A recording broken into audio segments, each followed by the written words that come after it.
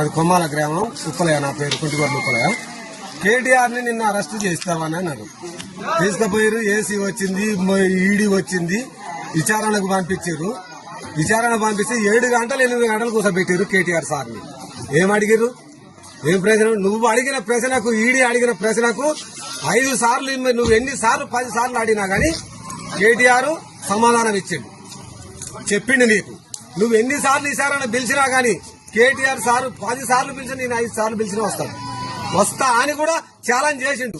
నీకు దమ్ము ధైర్యం ఉంటే నువ్వు పబ్లిక్ లో పెట్టు, నువ్వు అసెంబ్లీలో పెట్టవని చెప్పిండు రేవంత్ రెడ్డి. రా మరి ఇద్దరం కూర్చుందాయి, మొత్తం వీడియో మొత్తం మన టీవీ ఛానల్ పెట్టు, కూర్చొని మాట్లాడదాయి.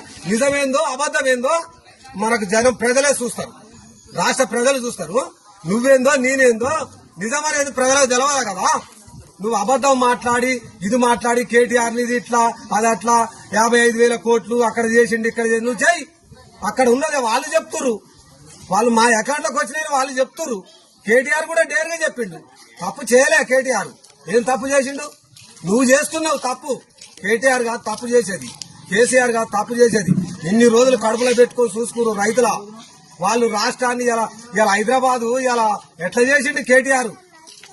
ఏ విధంగా చేసిండు? చర్చ శ్యామలం అయింది ఇలా హైదరాబాద్.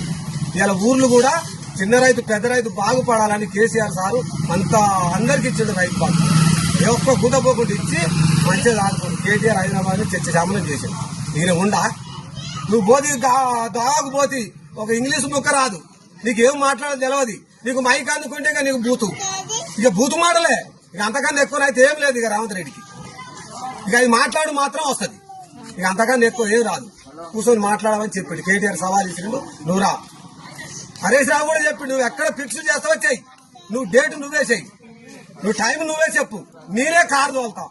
పోదా మూసి అక్కడ యాప చెట్టు ఉంది, కట్ట ఉంది, అక్కడ కూర్చొని మాట్లాడదామని హరీష్ రావు కూడా సవాల్ ఇచ్చిండు. మరి రాలేవెందుకు? ఎందుకు పారిపోయినావు? మరి రావచ్చు కదా, ప్రభుత్వం నీది ఉంది కదా, నువ్వు చేయొచ్చు. ఎందుకు చేయలేవు? నువ్వు రా, నిలబడు. రైతులకు చేయలేవు. నువ్వు ఇచ్చిన హామీలే సార్ మేము అడిగేది. నువ్వు ఇచ్చినే, నిన్ను మేము ఇవ్వమని నీకు ఓట్లేస్తావు, నువ్వు మాకు ఇస్తే ఓట్లేస్తావు నిన్ను అడగాలే. నువ్వు చెప్పినవి నిన్ను ఎక్కువ అడగావు. నువ్వు 15,000 రైతు బంధు ఇస్తా అన్నావు. ఎలక్షన్లు ఏమని చెప్పినావు? మేము ప్రశ్నలు ఏమని పెట్టావు? 15,000 అన్నావు. కూలీలకు 12,000 అన్నావు. ఇవన్నీ చెప్పినావు. మరి ఇప్పుడు 12,000 అన్నావు. అది నోరా? ఈ తాటి మట్ట ఏందది?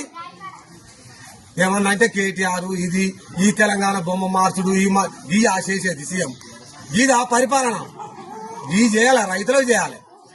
తెలంగాణ రాష్ట్రం వచ్చినాడు కరెంట్ ఎక్కడున్నది? ఎక్కడ పోయి ఎక్కడున్న కరెంటు, ఎక్కడున్న రాష్ట్రం, ఎక్కడున్న నీళ్లు? కేసీఆర్ తెలంగాణ రాష్ట్రం వస్తే నిధులు లేవంటావు, ఆర్థిక పరిస్థితులు ఉన్నామనే మాట్లాడతావు. ఇక కేసీఆర్ ఎట్లా చేసుకొచ్చిండు? ఏ విధంగా చేసుకొచ్చిండు? మరి ఆయన తెలంగాణ ఘోరంగా ఉంది. ఆంధ్ర పాలకుల నాడు రాష్ట్రం ఏర్పాటు నాడు ఘోరంగా ఉంది తెలంగాణ రాష్ట్రం. ఇలా చర్చ శ్యామలం చేసిండు. కరెంటు గాని, నీళ్లు గాని, రైతు బంధు గాని, కళ్యాణ లక్ష్యం గాని, రైతు బీమా గాని, కేసీఆర్ కిట్టు గాని, ఇలా ఏ హాస్పిటల్ పో తిట్టు. ఇలా కేసీఆర్ ఉన్నాక ఎట్లా చేసుకొచ్చిండు? ఇవన్నీ గుర్తులేవా? కేసీఆర్ ఆనవాళ్ళు తీసేస్తావు. ఏం తీసేస్తావు? నీ మొఖం తీసేస్తావా? ఇప్పుడు నువ్వు కూర్చునేది ఎక్కడిది? ఇవన్నీ కేసీఆర్ ఆనవాళ్ళు కాళేశ్వరం తీసేస్తావా? ఇలా 33 జిల్లాలు చేసిండు కేసీఆర్, తీసేస్తావా? ఇలా గ్రామ సర్పంచులు తండాలు మొత్తం చేసి తీసేస్తావా ఆనవాళ్ళు? కేసీఆర్ ఆనవాళ్ళు తీసే